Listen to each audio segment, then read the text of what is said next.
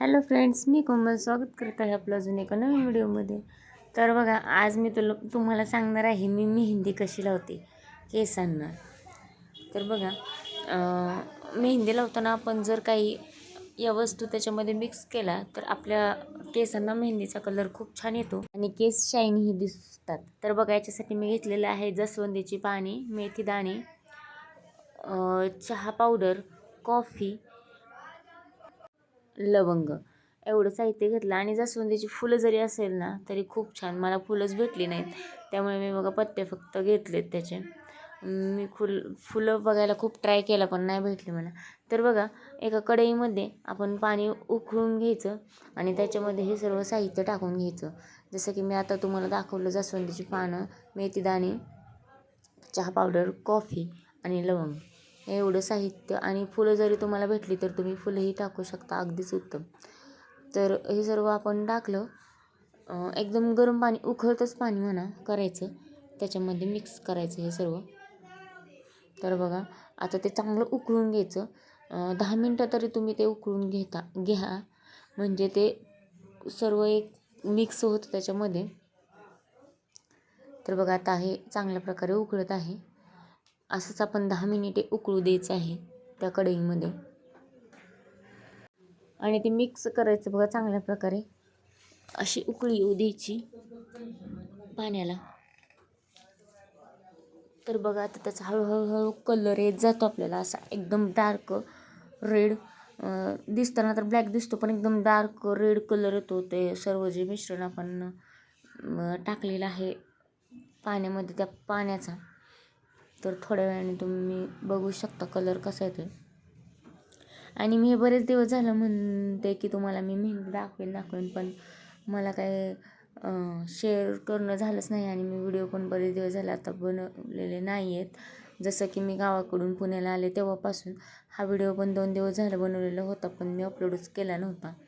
तर इथे बघा, पाणी आपण जे काही ते उकळून घेतलेलं आहे ते साईडला काढून, म्हणजे गाळून घ्यायचं एका.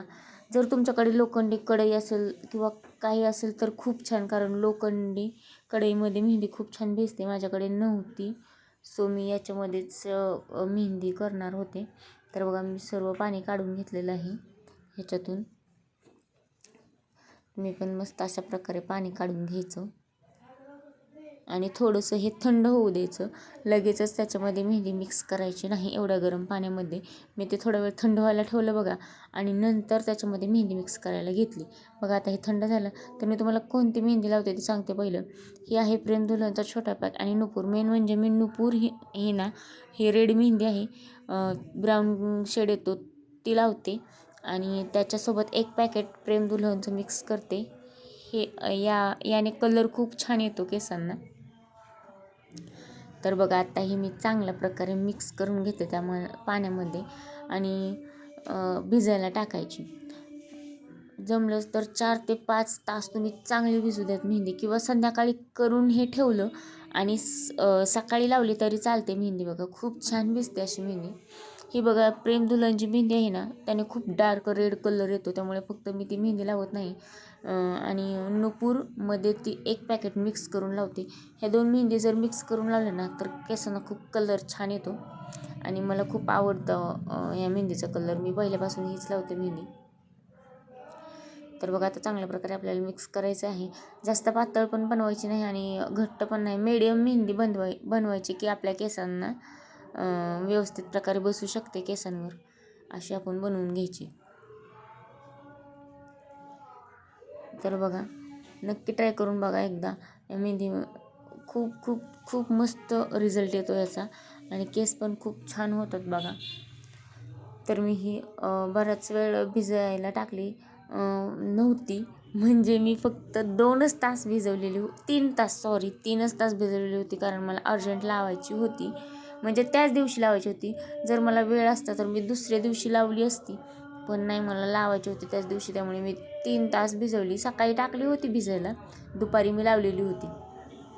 आणि जर तुम्ही संध्याकाळी टाकली तर बेस्टच, कारण खूप छान भिजते ती मेहंदी संध्याकाळी टाकल्यानंतर. तर बघा, अशा प्रकारे थोडंसं मला पातळ बनवायची होती, त्यामुळे मी पाणी टाकून घेतलेलं आहे. आणि अशा प्रकारे आपली मेहंदी तयार आहे. बघा हे भिजल्यानंतर मी तुम्हाला दाखवलं, थोड्या वेळाने असा कलर येतो, छान कलर येतो त्याला बघा, असा डार्क वरती रेड.